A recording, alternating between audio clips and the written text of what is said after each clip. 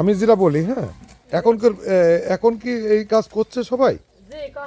কারণ এই যে এই পেশার তো দাম মূল্যহীন হওয়ার কারণে অনেকে এই পেশায় যেতে চাচ্ছে না, তাই না? নাকি এই পেশার থেকে অনেক পরিবর্তন এসছে কিনা?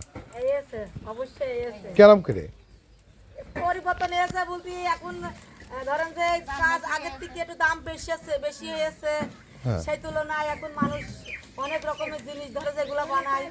হ্যাঁ, এই পেশাটা কি হারিয়ে যাচ্ছে কিনা?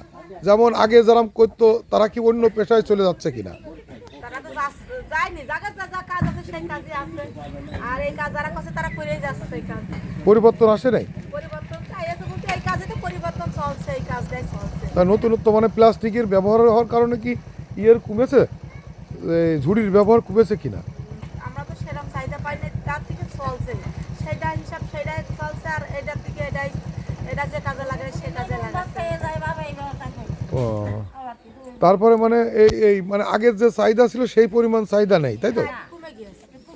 প্লাস্টিকের ব্যবহারের কারণে নাকি? এতে ঝুড়িতে আমাদের আর এইসব জিনিস আর বিক্রি হতে চাচ্ছে না। তাদের যে হলো প্লাস্টিকের ঝুড়ি আমরা পরিমাণ আমরা তো করে খাবো, এটা আমাদের হচ্ছে।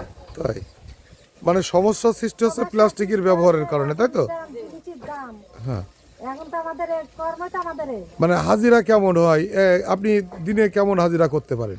দিনে আমাদের যে পরিমাণে হাজিরা হইতে এখন তো সেই পরিমাণে হচ্ছে না।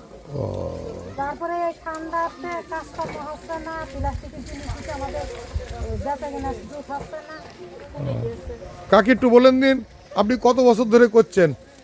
আমি হুম, বহুত বছর, সেই বহুত বছর, সেটাই বলেন কত বছর?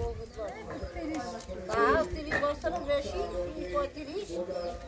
এই পেশা চেঞ্জ তো করেননি কখনো? না, আমি কখনোই করিনি। আমার পেশায় এই আমি এই করি। আচ্ছা, ঠিক আছে কাকি।